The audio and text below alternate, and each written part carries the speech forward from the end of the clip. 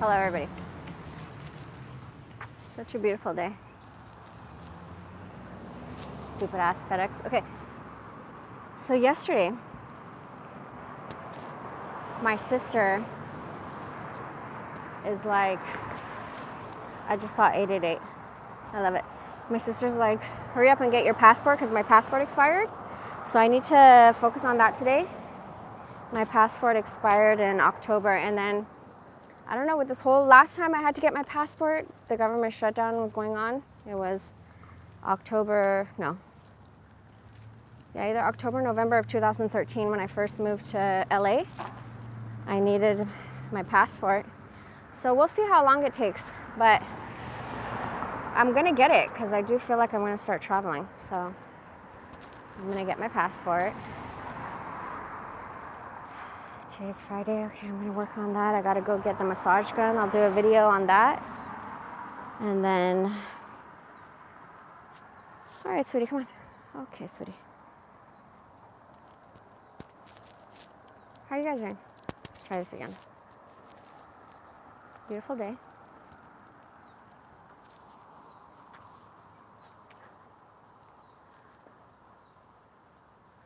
Thank God there's no FedEx driver to ruin my shot.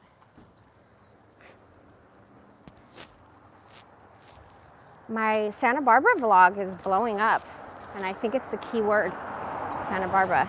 So I think I should do another Santa Barbara vlog because I have more footage. I have a lot of footage. Look how pretty this is.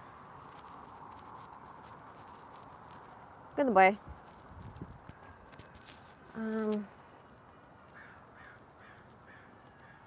Look at this, guys. You don't know how many cults I'm taking down. These stupid idiots. They're so stupid, they think they're God. Anyways, we're not gonna talk about them. Have you seen how many people are keeping up their Halloween decorations and just making it Christmassy? Hey, you ain't gotta pull me like that. You ain't gotta do all that. Like, look at this one.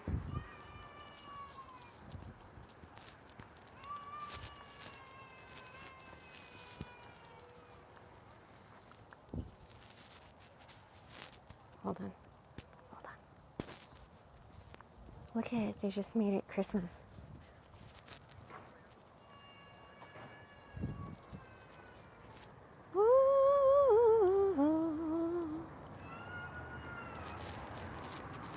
Lavender. Let's see if it smells good.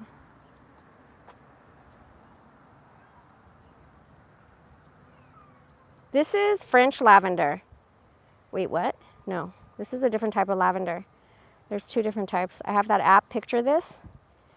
Hi, Joshua. Hi, Luca Lukes. How's my day? You know, not so good, to be honest with you. Everyone's in a bad mood because they have to go to work or something. I don't know. I started walking Turkey like 20 minutes ago. Hi, Camilla. I started walking them 20 minutes ago and everybody's just like trying to run us over and shit. I swear. I swear, guys. Help! Help, God.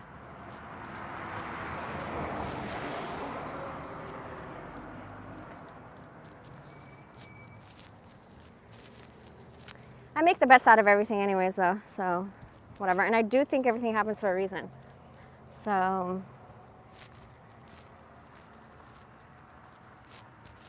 it's so crazy, you know, everybody's like, well, I don't talk to anybody. Nobody has access to me, dead ass. My best friend Mario has called me a couple times now, and my phone's on Do Not Disturb, so I missed it, and I gotta find time to really like sit down and be alone so I can call and talk to him, and my sister is expecting a call from me too. I haven't talked to her yet. She wants to talk to me about the passport, and originally she was gonna go to another country and wanted me to go, which sounded like an amazing country, very cold. But then I don't know what she's doing, if she's trying to get like, become a refugee, which means we'd never be able to come back to America. I'm not trying to do that. You can try to push me out of America, but you know, good luck, whatever's God's will. So anyways, when I say It's funny how people say, they don't really say it to me because I don't give them the opportunity to, but they're thinking, why would you want to be with this loose cannon Michael, right? Come on, boy. And it's like, not every good man is a safe man. I really don't know how to explain it to you. I'm not trying to get into it, you know what I'm saying? But it's so funny. You're gonna tell me not to have the best love sessions of my life. Nothing has happened for me to, but you know, like I said, I don't know how you guys are in relationships, you people in relationships. And that's the thing, is I don't like biting my tongue. So I have to be able to speak my mind. And then it'd be okay, you know? And I said this multiple times, dude, for the longest time, you guys. I'm 45. So go back 20, 25 years, and I would always be like, I really don't want to be with someone who has a kid. I'm so sorry, you guys. I don't feel like that anymore. Obviously, Michael has 4 kids, and he's trying to put one in my oven, at least one. He's hoping for twins and triplets. But as a female, okay, who's never had kids, I had abortions, okay, with both my husbands. The one I lost my virginity to, do not get distracted, boy, come on. And then the other one too, but anyways, I'm only gonna speak about myself, personally, okay? I came from a broken family. 1980, I'm born in Iran.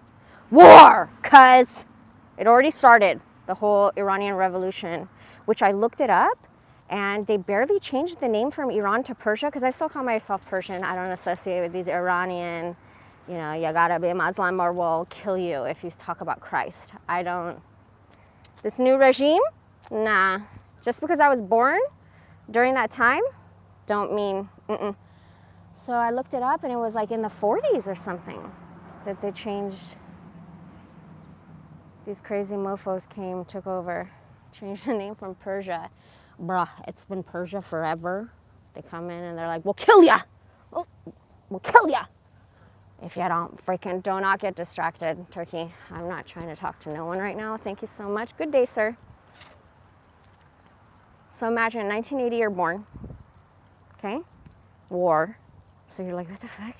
There's a war in your country that you're born in, and there's a war with your family, because my mom came from a very affluent family. Bro, they're like famous over there. And then my dad, I think they were considered middle class. They had a bookstore. My dad's dad, my grandpa. So imagine coming to America in 1984. Jesus Christ, we gotta, oh, here's the bathroom. Hallelujah, I have to go to the bathroom. Let me just, these people want me to say hi to them so bad. Hello. Hi. God bless you. Are you happy? You want my attention. Are you happy?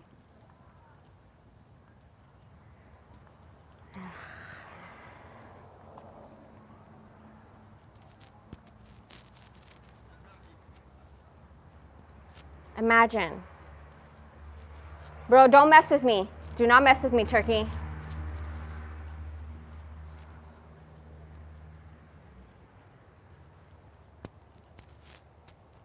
So they were like, how rude. I got kicked off the app.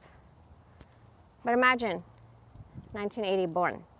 1984, you come to America. You're like, I had such a horrible experience because my mom's family lived in San Jose and my dad's family lived in Texas, Houston. So we go to Houston, they were so racist back then. And then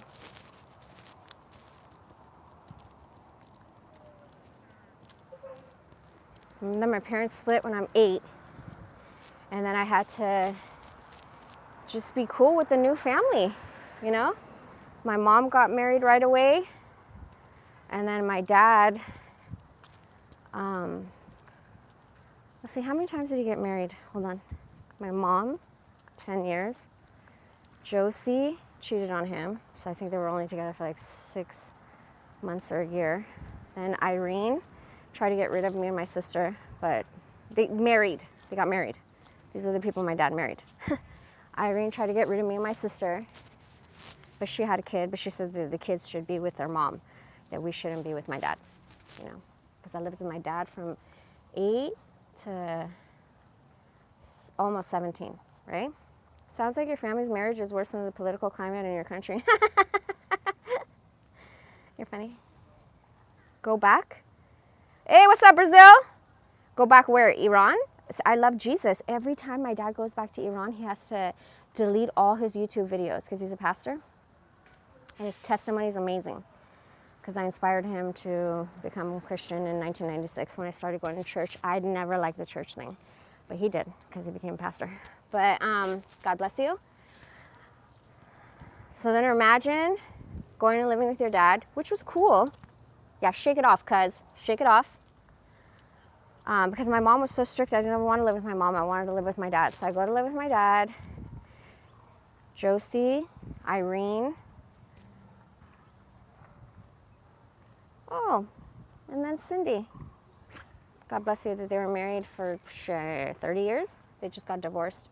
July 20th, 2021 was their last day in Chino Hills. So the whole point of me saying all that is that I come from a broken family. So I know what it feels like to be the outsider and then always having to like not feel like you fit in and like walking on eggshells because, and then the pain, it's very painful to witness the love that the new kid gets. My dad had my brother Razzie when I was 15 and I helped babysit him. That's how I knew. Thank you, Laura, I love you. That's how I knew how much work it was having kids, and that's why I didn't have kids. Then my other brother, so I was still living with my dad when my Razzie was born and I helped babysit him. I would literally sit there and cry because I'd be like, I did everything. I fed him, I burped him, I played with him, I need to do my homework, he's crying, I don't know if he has colic, I don't know what's going on. Then when my other brother was born, I was living with my mom. I was like 18 or 19 and Kayvon was like totally in love with me. Everybody thought he was my kid. So that was like the closest experience I had to having a kid because I lived with my mom and I helped my mom with everything, literally everything. I'm the one she told when she got pregnant. And she's like, come with me to Kaiser, let's go get a test. I'm the one that called for her to get the results. And she's all worried. My sister didn't handle it well. She's like, I have to share with who? She was like not, for it. And then my mom was having problems with my stepdad, so she was like, didn't know how to tell him, whatever. So I was like there for her, went and read this is 1998 or 1999. I went and read What to Expect When You're Expecting. And like my mom needed prenatal vitamins, she needed calcium, she's lactose intolerant. Back then there was no like lactose-free milk. I don't know, whatever, it was just a lot of work. And I would stay up with her all night, change his diaper. Like I really got the experience there, okay? So I've never, not even with my husbands, been the queen. I'm always the peasant.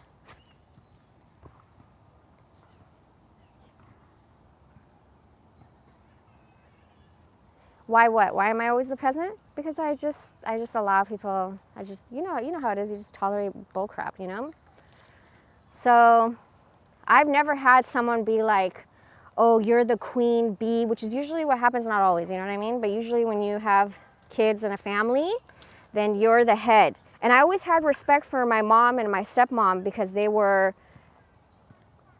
the head, So that's why I was like, I'm not gonna go with someone who is gonna make me feel like I have to sit in the back seat. The Bible says you have to put your wife first. You two are supposed to be like tight with God and setting the example for these young people that, anyways, it's really this whole family unit. I really think it's gonna be taken away very soon. I don't know if they're gonna do it with Project 2025 or Agenda 2030 or whatever. I think they're gonna I don't think they would get rid of the whole family unit because they play on that the fact that the big families for the longest time You look at the Jews. Look at the Jews. They all work together and they keep it in the family. God knows. If they're banging each other too, lots of incest. And that's the problem. That's how Satan gets the family unit. Incest, secrets. Shh. Don't tell nobody. So, anyways, I know anybody's kids would be lucky to have me in their life because I'm very nurturing. You see me with a puppy, bruh, it's not even my kid. And I'm just like literally treating this puppy like it's my baby, you know? Thank you so much. My dog's name is Turkey. He's 10 years old and he thinks he's a cat. There you go. Here, kitty, kitty, kitty. Ah, he's cute. Okay, now it's my turn to use the bathroom. Isn't it weird that dogs can pee and poop everywhere? I mean, you have to pick it up, but isn't it? I think that's weird. So weird.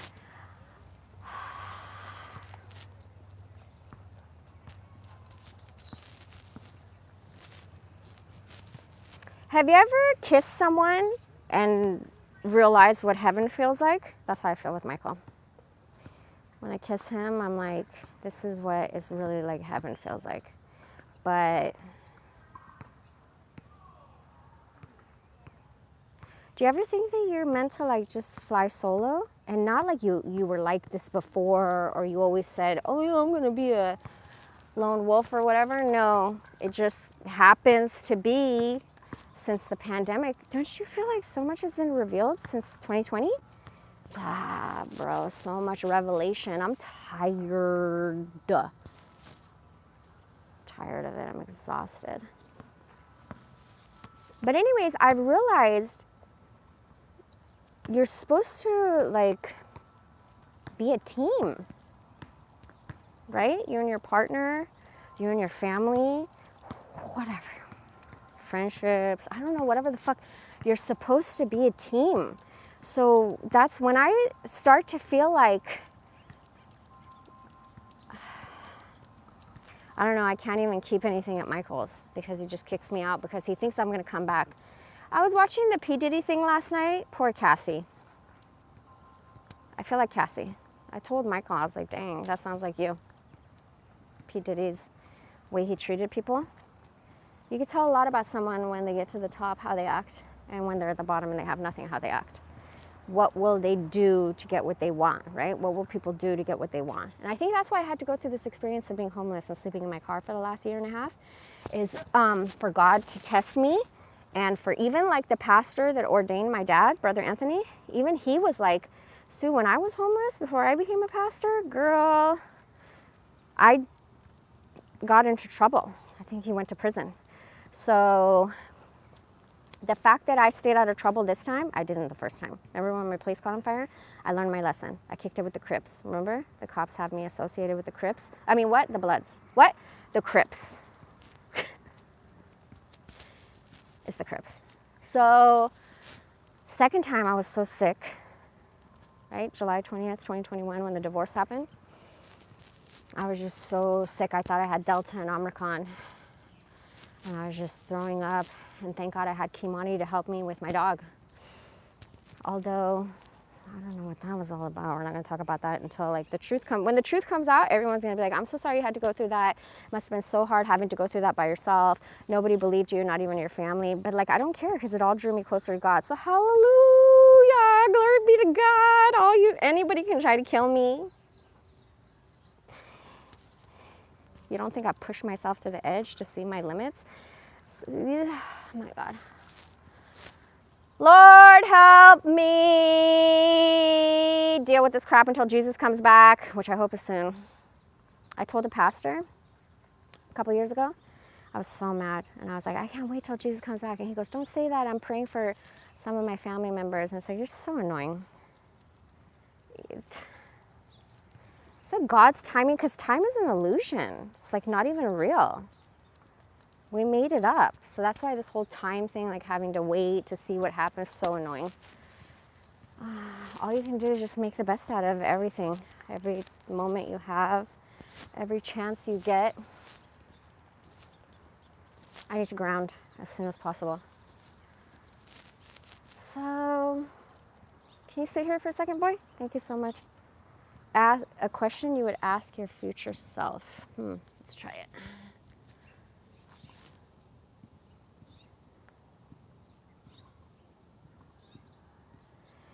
A question I would ask my future self? I'm ready. How does it feel to be the top G? I already know the answer. It feels damn good. It feels so good.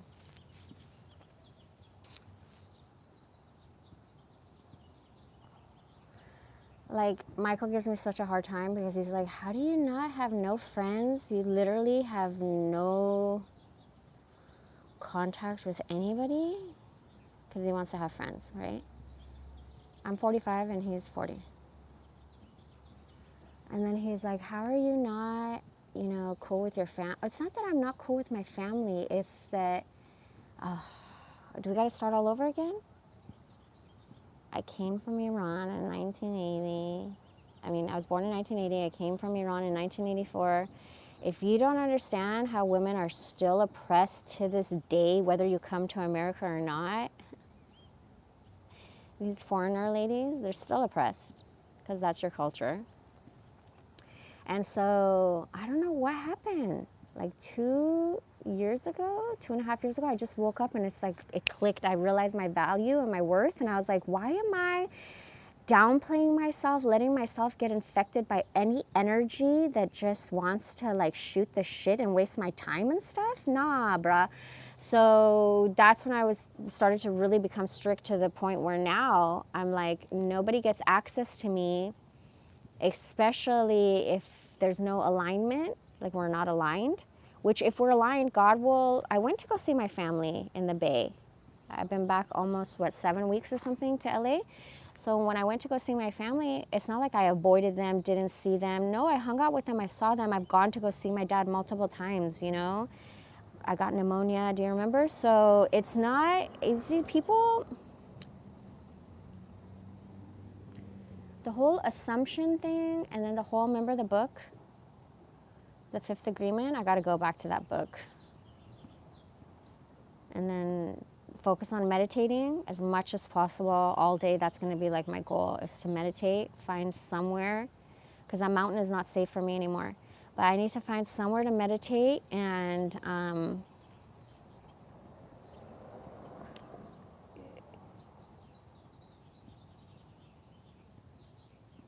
create.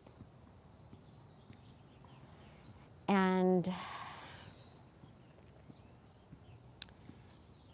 really every word that comes out of my mouth, because strangers approach me all the time, you know what I'm saying? It's like, what is the message that I'm going to give every single person? What is the message of my whole life that I'm, in my calling, I'm in my purpose. And it's so hard when God shows you things and people are, right, my shit got.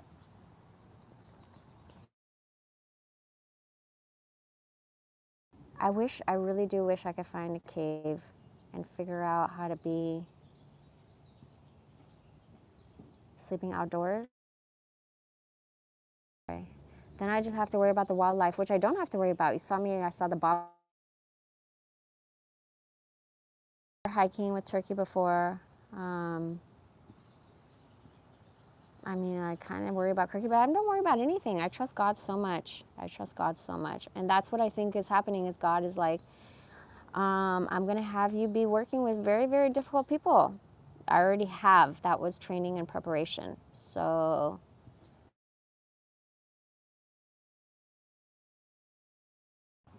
I can't even get attached to my dog. Look at him.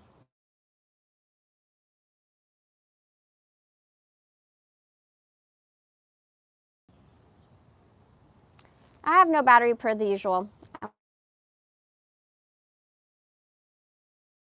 It's glitching, and the cracks, how I crack my screen when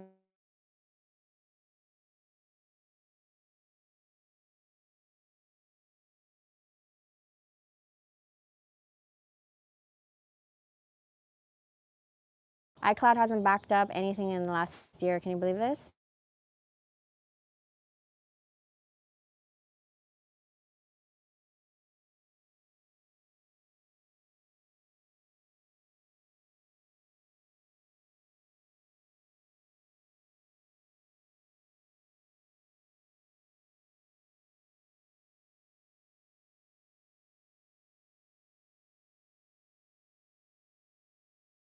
Sorry guys, Magdalena, I love you. Best regards to you.